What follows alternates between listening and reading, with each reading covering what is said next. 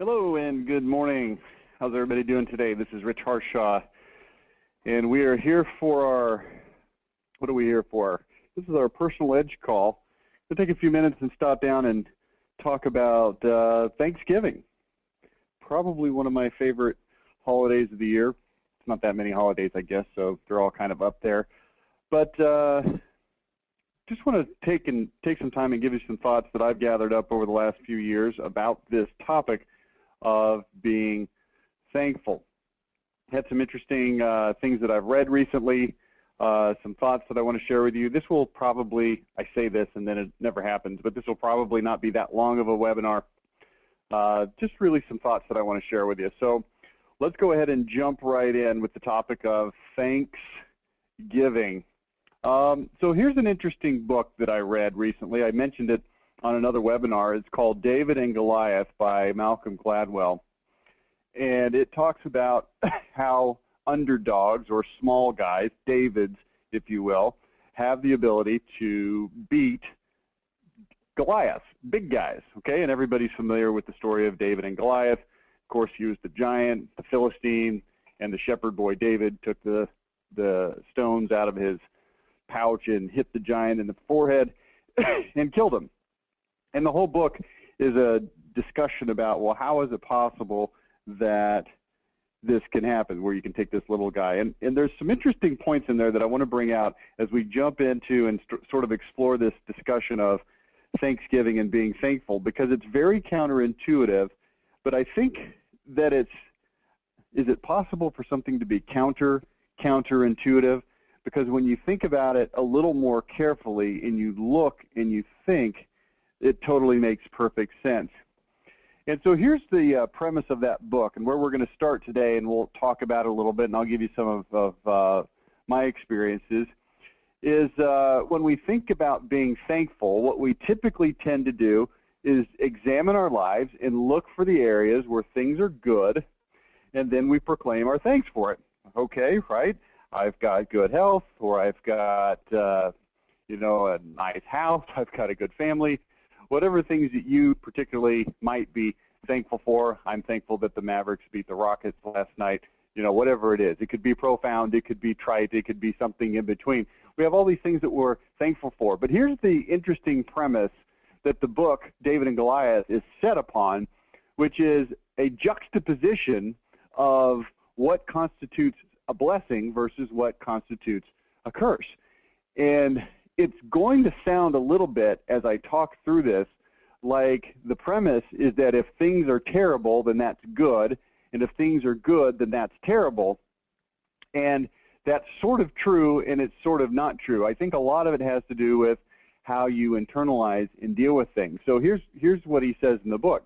He gives a lot of examples of this, of how things being difficult actually create strength because of the determination, the resiliency, and the strength of character that it takes to overcome them. And he gives several examples. I won't go through his examples from the book. Just briefly, though, he talks about how dyslexia creates a high percentage of entrepreneurs. Now, I'm an entrepreneur who's not dyslexic, so I don't know if that's true or not, but it's in the book. And he builds a pretty compelling case for that and several other things. And as I examine my life, I think we can all look at this and say, it is probably true. Things that are difficult, things that are hard, tend to be the things that mold and meld and make people into the people that they are, for good or for bad. Some of those defining moments. And as I look around, the easiest metaphor at all is the no pain, no gain metaphor from athletics and sports. We've heard it all, 1,000 times. But I think we can all not just hear it 1,000 times, but we can mentally, if not physically, verify that if we put ourselves through the paces, then something good happens. And so it starts to have this interesting topic creep in, which is called comfort. And I'm going to get back to it in a minute. But I think we have this sort of misguided quest for comfort in our lives that I think can be very devastating to us. And we tend to equate the word blessing with the word comfort. And certainly it's probably a blessing to be comfortable. But I think that the overarching desire to make comfort a number one priority can be very, very devastating in some cases. So let's get back to hardships for just a second. Let's look at a couple of other examples. Here's a good example, I think, is look at, well, no, we're going to get to that one in just a minute because there's two sides of this coin. Side number one is that difficulty makes you strong, and the opposite side of the coin is that being strong can actually make you weak. Having a lot can make you not strong. It can make you lose your edge and all of the things that one would seek for in terms of strength, resiliency, power. These things tend to go away when one gets strong. Let's talk about entrepreneurs. I mentioned that earlier. You know, I have a lot of respect for entrepreneurs, having been one for my whole career and knowing a lot of entrepreneurs, number one being my dad, number two being just some of my friends that own businesses. And it's a whole different ballgame. You know, I was in the business of helping build entrepreneurs about 10 years ago, from about 2001 to about 2005. And this was done in the form of our MCA program, Master Consulting Agent program, where we recruited, trained, and supported marketing consultants. And, you know, it was an interesting process to watch that.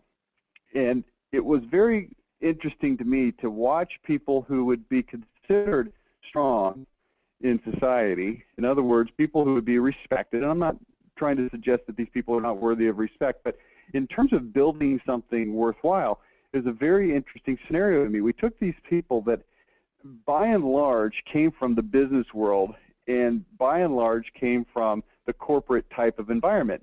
And these were people that on average made about $100,000 to $150,000 a year. They were typically in their 40s, mid to late 40s, sometimes their early to mid 50s. That was the sweet spot. There was obviously some younger and some that were older, but that was kind of the sweet spot, 45 to 55. And these were guys that by virtue of their tenure in their corporate jobs had made pretty good money for a long time, and most of them had saved up through their various retirement savings and so forth, somewhere in the neighborhood of $200,000 to $500,000. So these are people that in the eyes of society would be considered very successful. And you know what, kudos and hats off to them, and I don't want this to sound negative towards them at all. However, it was an interesting experience when you took these guys and you put them into an entrepreneurial environment where they had to learn how to grow something out of nothing. Instead of just being plugged into a system and saying, okay, here's your job, you go do it, and they had the ability to do it. Instead, taking them in, putting them in their own business where they sank or swim according to their own ability to be resilient, or what I would call get kicked in the teeth and still have the courage to stand back up. And it was startling, stunning, the amount of failure that would occur in those scenarios. I remember one particular experience, and it blew me away. And again, the topic here is sort of rethinking what's a blessing and what's a curse. You took these guys who, again, for 25 years of their career had jobs where they would show up and dutifully complete their tasks and make pretty good money. Well, one of the things that I told these guys to do, again, these were people that had been recruited in, had paid a lot of money, about $40,000 to be a consultant, with the promise of support, but also the promise that they were going to have to go make this business work on their own. Well, here was an interesting scenario that unfolded. I released in January of 2004, so about 9 years and 10 months ago. That's when the MYM 10 CD set came out. It's the same one you can buy now. It's still a great program, but it's about 10 years old at this point. But it came out with much fanfare in January of 2004, and the reason was because it was the first time we had taken the core monopolize your marketplace principles and condensed them into a very tight, fine-tuned, I guess, training manual of marketing principles. It was powerful. And you know what? I've done a lot of things in my career. Some of them I'm really proud of. Some of them I'm less proud of. That was one that I was pretty proud of. I listened to the entire set after it was recorded and duplicated, and you know, I was getting pretty excited about it. I really liked it. So I went to a national conference. We had about 500 or 600 of our consultants there. It was in Dallas in January of 2004. And I stood in front of this group, and I held up the 10 CD set. It's about 11 hours long, and I made them a promise. The promise was this: if you will listen to this program, 20 times, I promise you that you will not encounter a marketing situation that you won't have a really good idea of how to tackle it. That's what I told him 20 times. I said it's going to take you 20 times. There's subtleties, there's nuances. You're going to have to listen to it, get some experience, compare it against what you learned, listen to it again, compare your experiences against what you're learning again, and it'll be a continual learning process until maybe the 10th or 15th time when you will have heard it so many times that it'll be second nature. And that was the promise I made them. That was in January of 2004. Well, in May of 2004, I started a series of regional training seminars all over the country doing, gosh, it must have been somewhere in the neighborhood of about 22 sessions in about 4 months all over the country. And these are where our consultants would come on a regional basis, anywhere from, I think the smallest number was about 8 to the largest number was about 50. Typically, probably about 20 or 25 would show up, and we would do training. And the very first training that year, 2004, was in May, and I have this uncanny ability to remember dates. I'm not sure why, but it was on May 7th. And I showed up, and I was in Charlotte, North Carolina, and it was one of the smallest sessions. And the very next day, I went to Florida and did a larger session. But here's what happened. There was 8 people there, and I said, okay.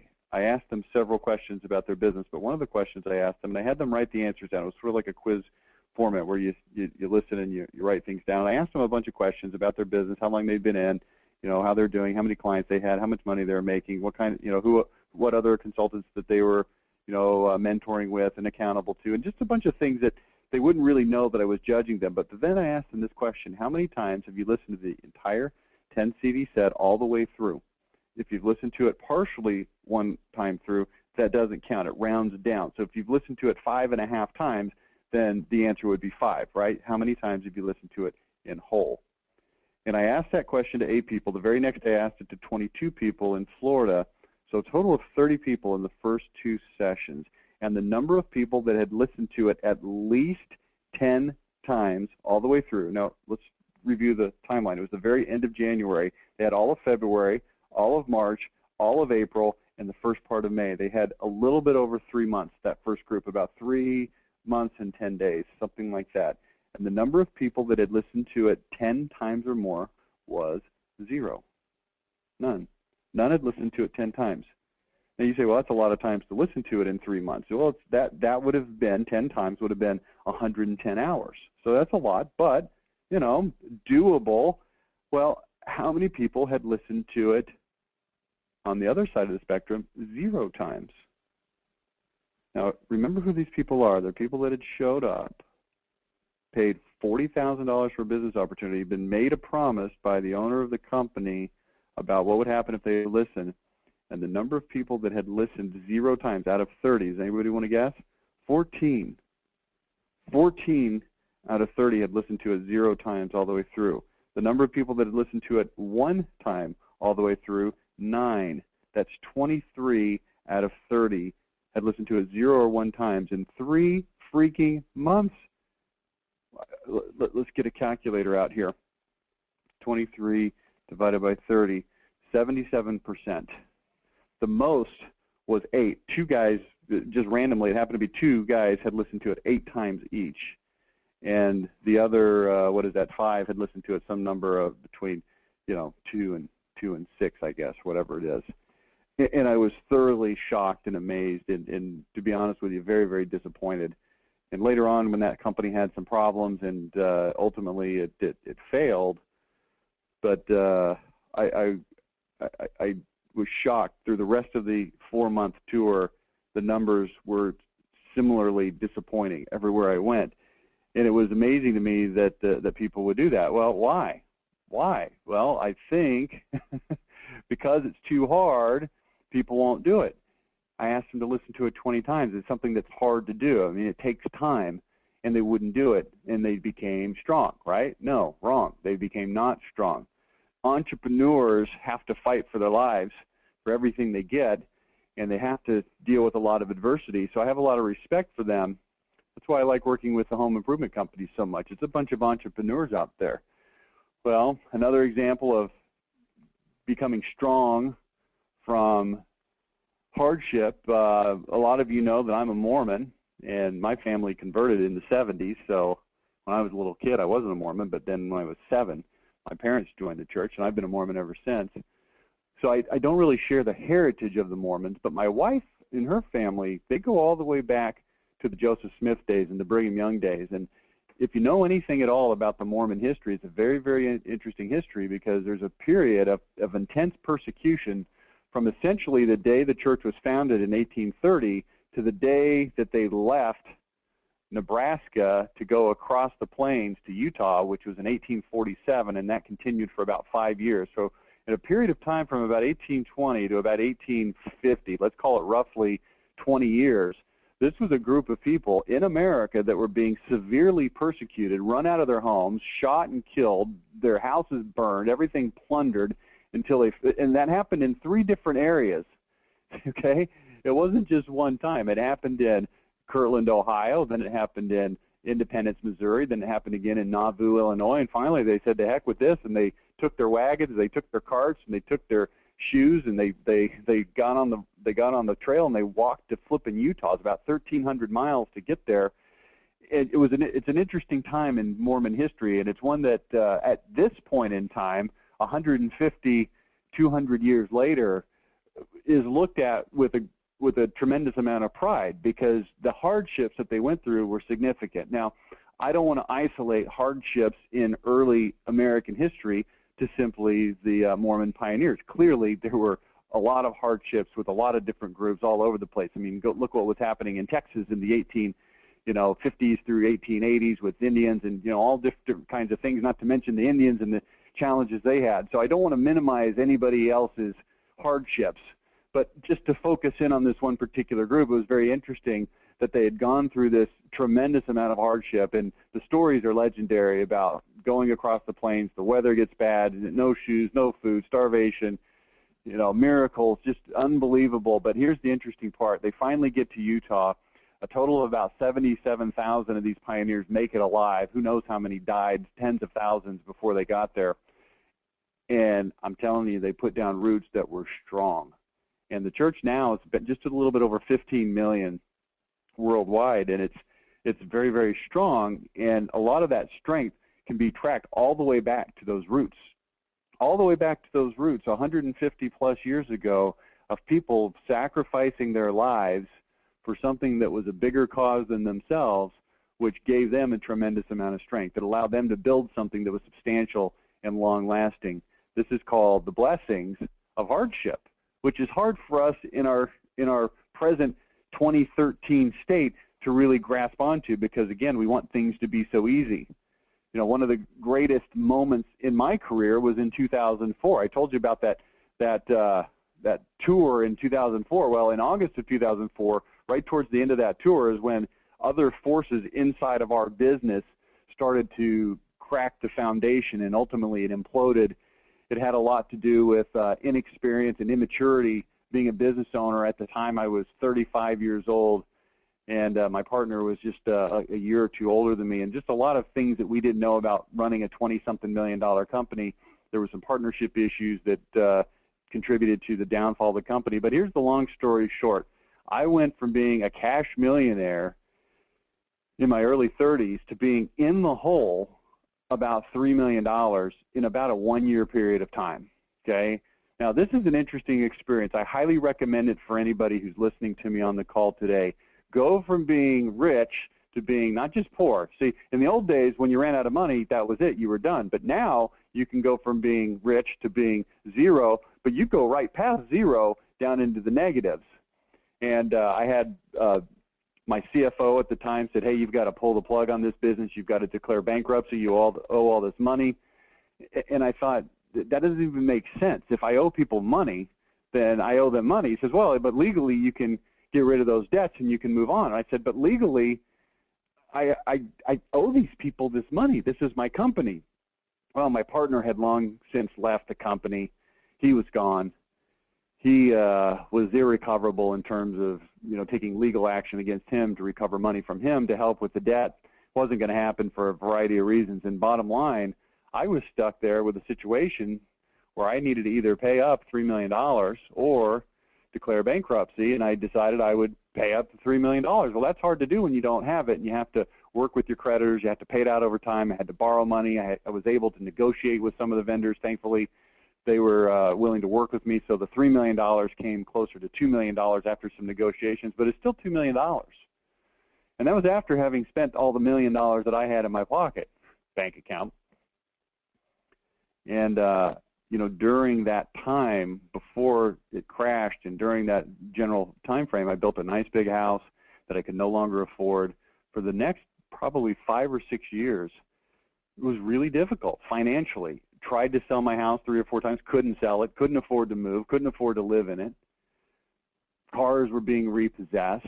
I remember I had a Hummer, and it was, the guy came to repossess it, and he took it off my driveway, and my wife burst into tears, and she hated that car. I said, "Why are you crying?" And it wasn't because she was sad, and it wasn't because she loved that car, and it wasn't because the difference between having money and not having money. It was just the frustration with how fast it had all happened, and it was very devastating.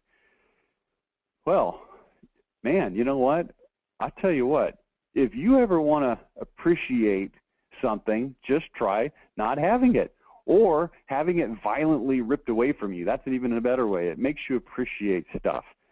And I ended up driving, after having driven a Corvette for a couple of years and a Hummer for a couple of years, and essentially buying anything I wanted. And, you know, the business didn't crash because I was out buying a bunch of stuff. It crashed because we made bad decisions. We owed a lot of people a lot of money, okay? Just to be clear, I don't want you to think that I was out buying Maseratis and stuff like that. It was not even close to that. But nevertheless, I ended up driving a 15-passenger van that we happened to own through the company because it was the only car that I had that I could, you know, my wife had her car still, but I was driving this van, 100-something thousand miles on it, and it just changes your perspective. It makes you a lot more thankful. It also makes you a lot less fearful. It makes you less scared of financial failure when you've already experienced about the most extreme financial failure you can imagine. To look at moving forward in the prospects of, you know, geez, we've got this company, and what if things go wrong? It's just not that daunting of a thought anymore after having lived through it. The strength definitely comes through the hardship, and I'm thankful for that moment. I won't go into any more stories. I was going to talk about POWs, but I don't really have time. It's an interesting study, though, if you want to look at some people that came through extraordinarily, more than I'm sure any of us on this call can imagine, being a POW in Vietnam for 5, 6, 7, 8 years, and the strength that created in some of those people was astounding. So let's move to the flip side of the coin, which is things that are perceived as being blessings actually being curses, and this is being sort of fat, dumb, and happy. Well, let me give you just one quick quote. This is a quote from Todd Bray. He was one of our consultants back in those days, and this was a quote from his dad. I don't know who his dad is, but he just told me that his dad said it. He said, good judgment, well, excuse me, what squeezes out of the cracks from folks when they're put under pressure, let me say it again, what squeezes out of the cracks when folks are put under extreme pressure is called character. If you truly want to know someone, I'd rather see them under extreme pressure for 3 minutes than live with them for 3 years. And I think that's probably true. The flip side of this coin is the strengths that can be weaknesses. And in the book, David versus Goliath, he talks about reasons why Goliath was so easily defeated by David. And the easy answer is divine providence, and he was the prophet, or at least the prophet to be.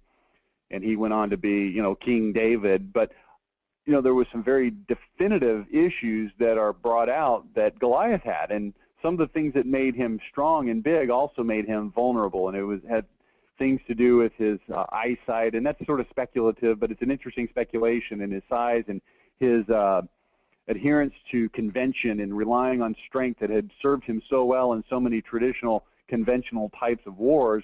But then when the war changed, it was so hard for them to adjust. And, you know, this is the same thing we saw with the American troops back in World War II. A lot of success. Granted, it was extraordinarily difficult in terms of casualties and loss of life and things like that. But when they went to Vietnam and the battlefield changed and the tactics of the opponents changed, they're unable to to switch and be in this big, huge machine called the American war machine couldn't function well precisely because it was so big and established and so set in doing things a certain way, and that sometimes gets in the way.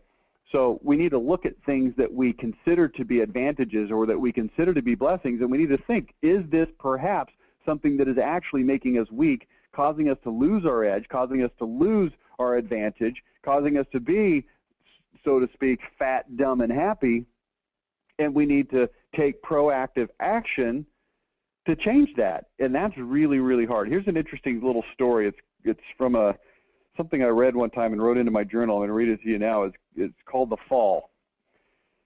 And here's what it says. About the time the original 13 states adopted their new constitution in the year 1787, Alexander Tytler, who was a Scottish history professor, had this to say about the fall of the Athenian Republic some 2,000 years prior to that.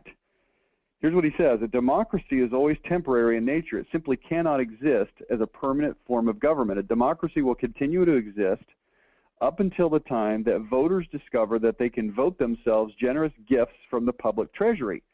From that moment on, the majority always votes for the candidates who promise the most benefits from the public treasury, with the result that every democracy will finally collapse due to loose fiscal policy, which is always followed by a dictatorship. The average age of the world's greatest civilizations from the beginning of history have always been about 200 years. During those 200 years, these nations have always progressed through the following sequence. Now, if that doesn't sound eerily familiar, then you've probably not been paying attention to anything for the last 25 years. But here's the sequence. From bondage to spiritual faith, from spiritual faith to great courage to liberty, liberty to abundance, abundance to complacency, complacency to apathy, apathy to dependence, dependence back into bondage. According to Professor Joseph Olson of the Holline School of Law in St. Paul, Minnesota, we are somewhere between apathy and complacency, with some 40% of the nation's population already having reached the government dependency phase. Now, let's think about this for a second. Let's go back and let's review what we've already talked about. From bondage to spiritual faith to great courage to liberty. And of course, that's what happened during the time of the Revolutionary War. Great courage to liberty. Liberty to abundance. This is the period of time from the Revolutionary War through probably the late 20th century. I'm not a historian and I'm not an economist, and I'm not trying to say this is exactly how it is. I'm just reading something and trying to make some commentary on it, okay? So if I'm not exactly 100% nailing it, don't get too worked up or bent out of shape, but, see what you think. From liberty to abundance, from abundance to complacency. And, this is what I'm seeing now. And this is the difference in what I've seen from the time when I was a kid to what I'm seeing when I look around at myself, at society right now. So let's go look at these two things. From liberty to abundance, from abundance to complacency, and then from complacency to apathy. Okay, apathy to dependence. And I think those are going very, very quick, okay? Dependence back into bondage. And this is just showing us this cycle of what appears to be a blessing, which is abundance, leading to complacency, which leads to apathy, which leads back to dependence. And I think this is true of individuals. It's also true of societies. We can't do a whole heck of a lot to control society, but we can certainly do something to control ourselves. First and foremost, I think, is to look at ourselves as human beings and say, are we immune to this condition? No. So what should we do about it? And the answer is we continue to challenge ourselves. We continue to challenge ourselves. This is why I love the entrepreneur. This is why I love the business owner. This is a person whose whole life is geared towards challenging himself. I also like people that go and purposefully choose to do hard things. Let me give you an idea of some of the things that I've purposefully chosen to do that are hard. The first thing I chose to do that was hard was get an education. That was hard. I started a business, but also somewhere in there, I decided to get married. Now, that doesn't seem like that big of a deal. Lots of people are married, and let's think about this just for a minute, though. I don't have the statistics in front of me. I wasn't really planning on talking about this, but let's think about it. What is the percentage of adult people that are married? I know this. It's gone down dramatically in the last 40 years. I know dramatically it's gone down. People live together. They don't want to commit to each other. They don't want to stay married once they do get married. And the reason is because why? It's easier to not be married, because being married to somebody means you've got to freaking compromise, which kind of sucks sometimes. I'm just talking about the truth here. You know exactly what I'm talking about. And yes, I have a good relationship with my wife, and things are great because they're worked at, right? It doesn't just come naturally. You can't luck your way or apathy your way, or what's the word I'm looking for here? You can't just careen from wall to wall like a pinball to success. It doesn't work in marriage. So that's one of the things I decided to do. Then I decided to have a kid. Then I decided to have another and another and another and another and another. And finally we have 6. Now, that's not the world record by any stretch, and I'm not saying that having 6 kids makes me any different or better or worse or anything than anybody else. I do know this, though. Having 6 kids was a conscious decision. It's something I wanted to do. And you know what? It's hard. My oldest son is now 20. My third child, also a son, also a son, is 15. And I look around and I think, you know what, if he was my last child, 3, which I think for a lot of people 3 is considered, you know, a normal hefty load. You start getting into 4, that starts being a lot. 5 starts to be like eyebrows raising a lot, and 6 is, what are you, crazy? Somebody asked my wife the other day, you got 6 kids, or are they all from the same father? Oh yeah, they are. It's hard to believe, but you know what? If I'd stopped at 3, in 3 years I'd be an empty nester. And guess what I could do as an empty nester? Answer anything I wanted to, which is dun dun dun. What? Easier. It's easier. Well, here's what's harder. It's doing things that challenge you. And again, I'm not trying to say if you've got 1 kid or if you've got 5 kids instead of 6, or you don't have any kids that you're this, that, or the other. I'm just pointing out doing things on purpose that are hard makes you stronger. And it could be anything. When I was 19 years old, I went to Taiwan for 2 years to be a missionary.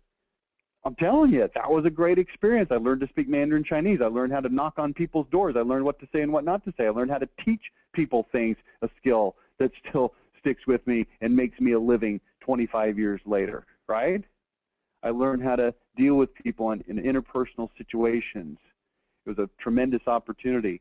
Look at the things that you do in your life. And here's what I'd like to ask you to examine. Are you proactively doing things that are hard, that are making you stronger, or are you sort of, like I said earlier, careening from wall to wall, sort of going with the flow through life?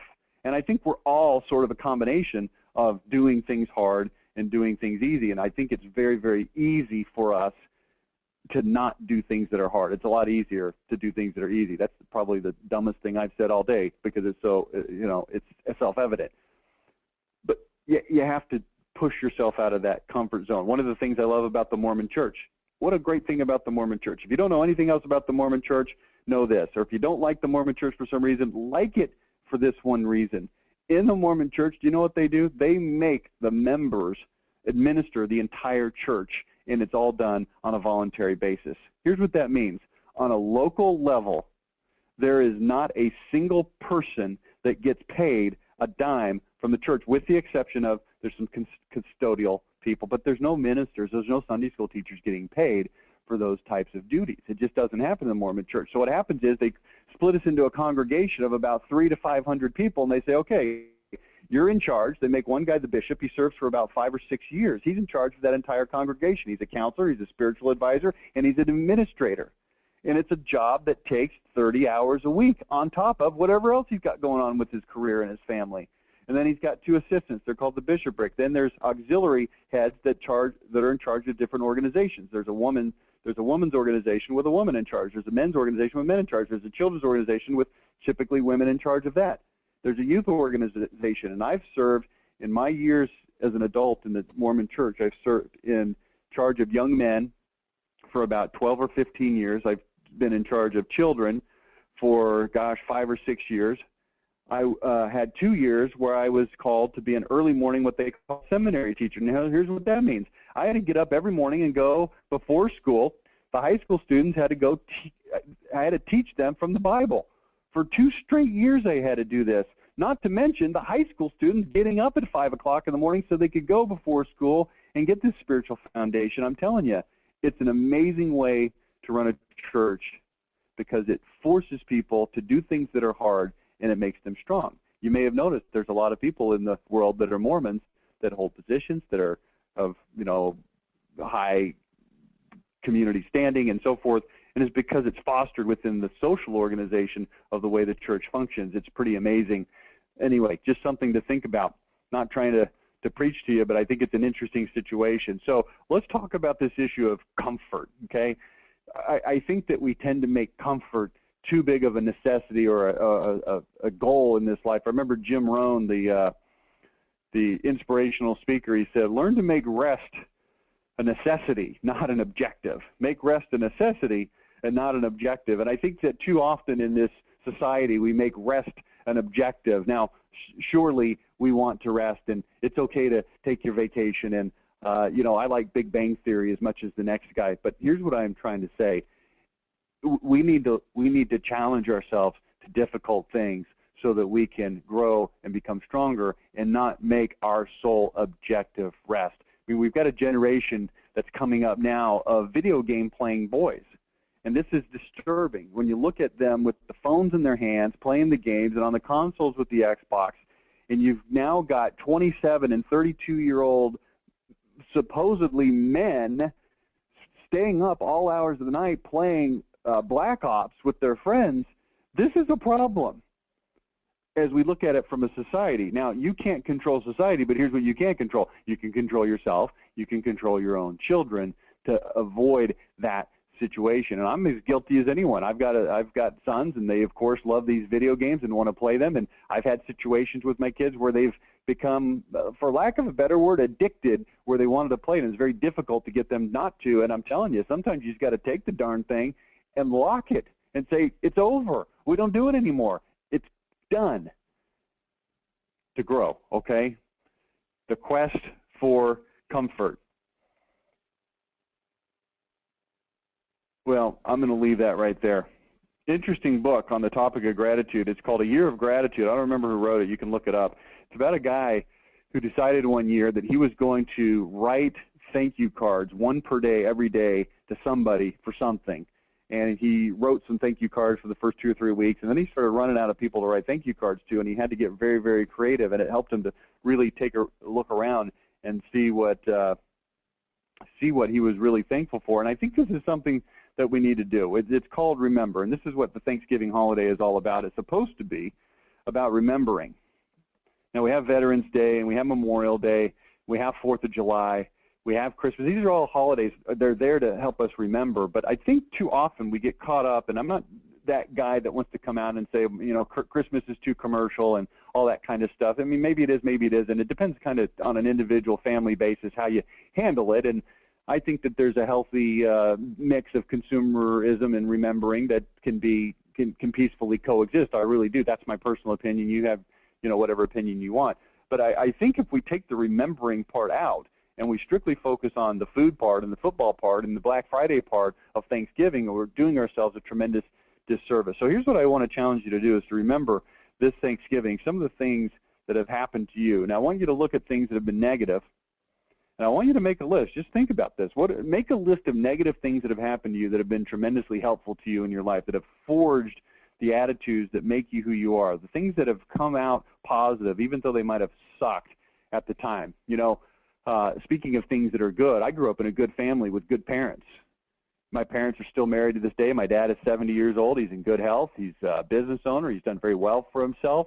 He's taught me. He's got my brother and my brother-in-law work for him. They're taking over the family business. I wasn't interested in the real estate business. I'm more of a marketing guy. But I can't deny that I grew up in probably, if you were to take the entire history of the world and say, let's find the top 1/1000th of 1% of kids that grew up in an ideal environment, I'm there. There's no question about it. Now, all of us are partially there because of the era that we grew up in with the advantages that we have and so forth. But I'm telling you, I took it a step further by having not just growing up in America in a time of affluence, in a time of plenty, in a time of technology, but also with parents that gave me a stable environment, that taught me lessons, that allowed me, you know, I've got a lot of responsibility on me just from the very way that I grew up. I'd better do something with it or I just suck. Now, I think a lot of us can say that. That's not unique to me, but I'm the only one that I can definitively speak about because I am me. And you know what? That's something to be thankful for, but I also want to throw this out at you. If you grew up in a less than ideal environment, maybe your parents were divorced, or maybe your dad was abusive, or maybe even worse than abusive, and you know, I'll leave it at that. Or maybe you grew up with physical deformity, or whatever the case is, I want you to look at it and see if it formed something in you that allowed you to become whoever you are right now. And if it didn't, can it still affect you in a positive way? Does it make you stronger? Does it make you more resilient? Did it make you have to try harder? Did it make you maybe defiant so that you tried to do things that people thought were impossible, but you wanted to prove them wrong, that this little orphan boy who has no advantage and was poor and came from the ghetto could do something amazing? And maybe you wouldn't have, or maybe you won't, if you didn't have that background. So I would like to suggest that anything that has happened to you can be used to your advantage. And I'd like to take this line of blessings are things that are good and things that were bad were not blessings. I'd like to kind of obliterate it a little bit and say, look at it for what it is. If you've gone through a divorce lately, what can you take out of it and invest into your next relationship that will be powerful? If your kids have a mother that abandoned them, like one of my friends, and this guy's been single now with his son for 10 years, and his ex-wife just moved off to New York, and he's had no support. How do you do something positive with that? And the answer is I don't really know, but I think it's possible. And you might look at me and say, well, you're just an idiot who grew up, you know, in an ideal situation, and what do you know? But you know what? I've also been around, and I've seen people, and I know people, and I talk to people, and I socialize with people, and I know people's stories. And one of the most successful entrepreneurs I know right now went to Harvard Business School, got a degree, runs an extraordinarily successful, that's not venture capital, what do they call those companies that invest in companies? I can't remember what they're called. It's not a venture capital company, whatever. They take equity in companies. Anyway, he's got that company. The guy is a deca-millionaire. A couple of times over at least. I don't really know what his financial status is. I just know he's rich. And this is a guy whose dad abandoned him when he was a little kid. And he grew up with a mom and struggled and all those things, was not rich growing up, and had a good stepfather and, you know, some advantages that came along. But, I mean, every reason in the world to sulk and say, you know, things aren't going to work out. But this guy had a physical gift. He was good at football. He got a scholarship. He worked his guts out. He did well in school because he had to. If that's the only way you can stay in school is to get good enough grades, and he did, and he worked hard enough, and he decided he was going to go to Harvard, and he did, and now, you know, the guy is tremendous, the story, but it's not unique. There's lots of stories like that, okay? Let's end up with some interesting stuff here. Let's talk about being thankful for what we do have and not treating the things that we have like crap. And I'm going to show you a video. I'm going to put this on your screen. I don't know if you'll be able to see it because, you know, video is kind of choppy sometimes on webinars, but you'll be able to hear the audio. And this is a comedian. I don't really listen to this comedian that much. He's a little filthy for my like, but I saw this clip for him on the Conan O'Brien show. And let me see if I can get this over here on my screen. My mouse has decided to not work. Okay, here it's working now. Okay, and I'm going to put this on here. And this is a clip called Everything is Amazing and Nobody is Happy, okay? Everything is amazing and nobody is happy. And I'm going to let you listen to this. I'm going to put it on the screen, and we'll see how it goes.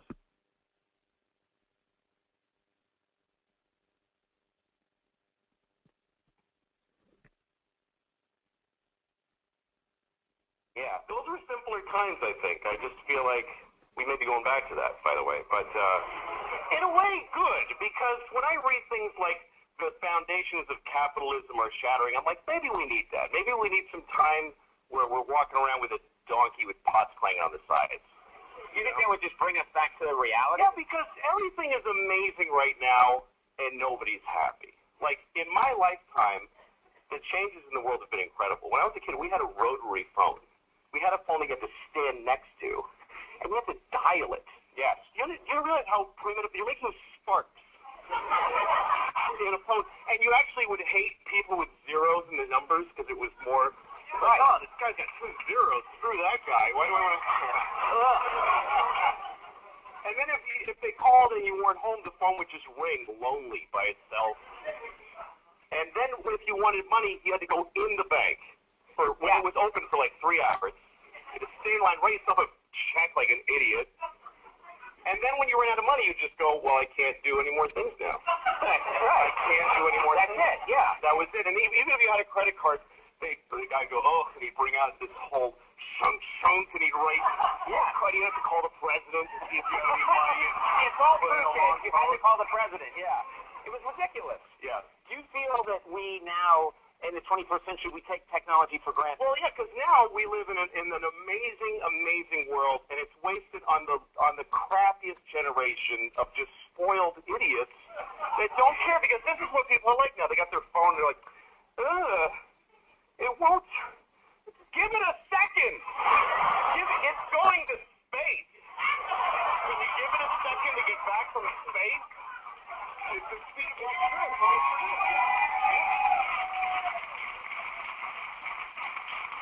I was on an airplane, and there was internet, high-speed internet on the airplane. That's the newest thing that I know exists. And I'm sitting on the plane. They go, open up your laptop. You can go on the internet. And it's fast, and I'm watching YouTube clips. I'm in an airplane. And then it breaks down, and they apologize. The internet's not working. The guy next to me goes, this is bull.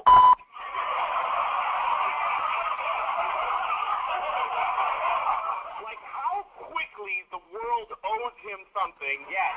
He knew existed only 10 seconds ago. Right. And on the plane,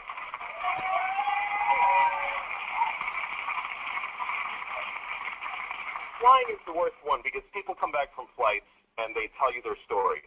And it's like a horror story. They act like their flight was like a cattle car in the 40s in Germany. That's how bad they make it sound. Right? They're like, it was the worst day of my life. First of all, we didn't board for 20 minutes. And then we get on the plane, and they made us sit there on the runway for 40 minutes. We had to sit there. Oh, really? What happened next? Did you fly through the air incredibly like a bird? Did you partake in the miracle of human flight, you non-contributing zero? That you have to fly? You're flying! It's amazing. Everybody on every plane should just constantly be going, oh my God! Wow! Yeah. You're flying. You're sitting in a chair in the sky. Yeah. Right. Now, Louis, But it doesn't go back a lot. And it's really, here's the thing. People they say there's delays on flights. Yeah. Delays, really? New York to California in 5 hours. They used to take 30 years to do that. And a bunch of you would die on the way there and have a baby. You'd be a whole different group of people by the time you got there. Now you watch a movie and you take a dump and you're home. yeah. Nicer way to say it than that, but no. Okay, I think he's made the point. There's an extended clip of that where he goes on to say, people will say things like, "Oh my gosh, I hate Verizon. My service was out," and he says, "So okay, if you hate Verizon, why don't you go build your own company that provides that service?" I mean, we take a lot for granted. Let's wrap this up. I want to share with you some things. I wrote this in an article a couple of years ago. I wrote an article called "Shut Your Wine Hole, It's Thanksgiving." And I won't read the whole thing, but I just want to give you some ideas from it. A lot of the things came from a book by a guy named Greg Easterbrook. And the book is called The Progress Paradox. And it documents the fact that in almost every important category of standard of living, we have it better than any society in the history of the planet, including the good old days where, we dream about when things were better. And according to Easterbrook, and I tend to agree, things were not better. You were just a kid and you were stupid enough that you didn't know any better. So here's some of the things. Whoops. Get rid of that. Let's go back to our Thanksgiving theme. There we go. So here's some of the things to be thankful for. Let's see. The typical person now commands twice the real buying power of his father or mother in the year 1960. Cars, furniture, clothing, other common goods have shown steady, ongoing decline in number of work hours required for the typical American to purchase them. A third of American families now own 3 or more cars. The typical American home has 5.3 rooms for an average of 2.6 people. That means that the metric of a comfortable living, which is a room of one's own, has gone better. Now everyone has 2 rooms of their own. The average child or teenager in this society now has his or her own bedroom. Surely the first time in history this has been achieved for an entire large society. In 2000, the number of American dwellings without indoor plumbing dropped below 1% for the first time in history. Typical new home is 2,349 square feet compared to 1,100 square feet in 1950. 95% of American homes are centrally heated versus 15% in our grandparents' generation. 78% have air conditioning. 70% of Americans own their own home, less than 20% a century ago when most Americans were tenants. 4/5 of American adults are now high school graduates compared to 1/3 in 1947. Think about 1947. This is the greatest generation, right? 1/4 of Americans hold college degrees compared to 6% in 1947. Let's see. 84% of Americans have medical insurance, and those who don't have receive it in emergency situations anyway. Medical insurance was practically non-existent after World War I, and only elite wealthy were protected against ruinous medical expenses. Americans take over 25 million overseas vacations a year. Americans took 612 million airplane trips in 2002, so the data is a little bit dated, so forgive me for that. Approximately 200 million Americans, 70% of the nation, are members of the jet set. 105 years ago, 110 years ago now, airplanes did not exist. Typical American eats 4 restaurant meals a week and spends 49% of their food dollars in restaurants compared to just 25% in 1955. 58% of Americans work white-collar occupations with no physical toil required. In 1850, the American man's typical work week was 66 hours. In 1900, it was 53 hours. Today, it is 42 hours. 42 hours. What do we do with the rest of the time? It's called leisure time. A century ago, 90% of women spent at least 4 hours a day doing primary housework, cooking, cleaning, etc., but only 14% in the year 2000 spent 4 more hours a day doing those tasks. Compared to 1880, the typical adult male has 40 more hours per week for relaxation. The typical woman has about 30 more hours for relaxation per week now.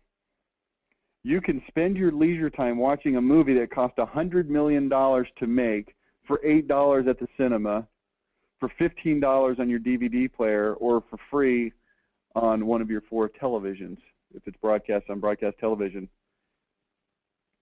Let's see.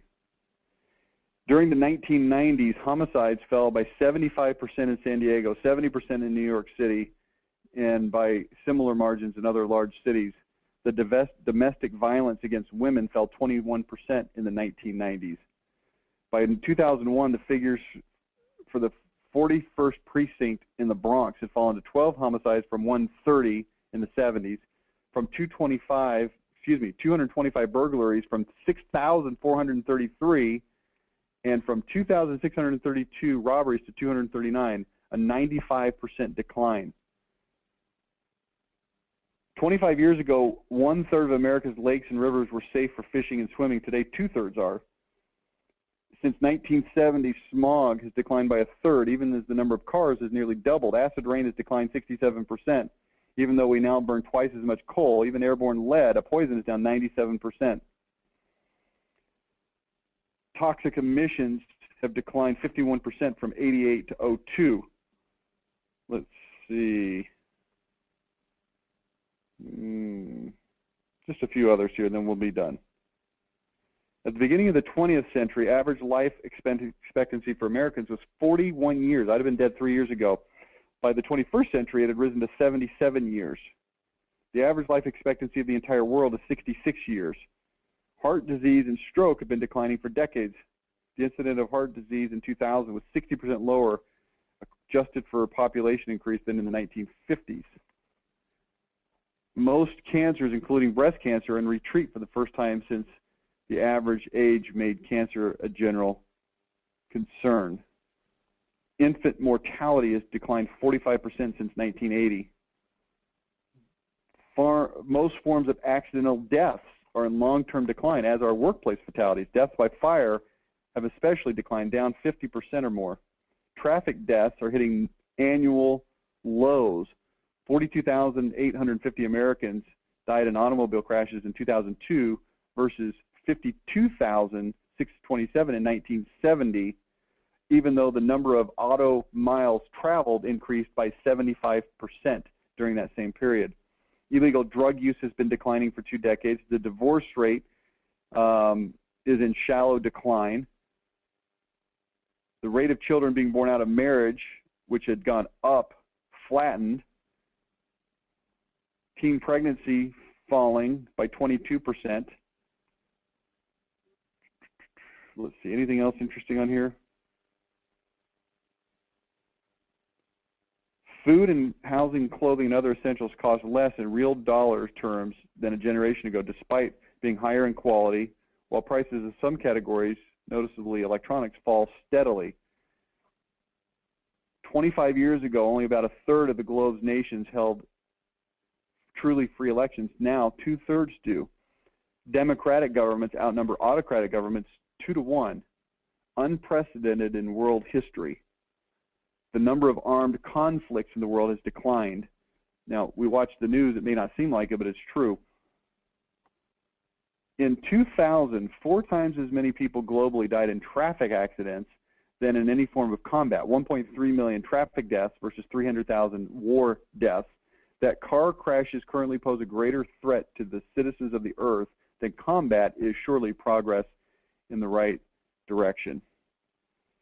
So, here's what I say to wrap that up, and I'll wrap up this call by saying this. Next time you start to complain that you can barely fit your 2 bags of golf clubs in the impossibly small truck of your Lexus, pause, remember how blessed you really are, no matter how bad you think you might have it.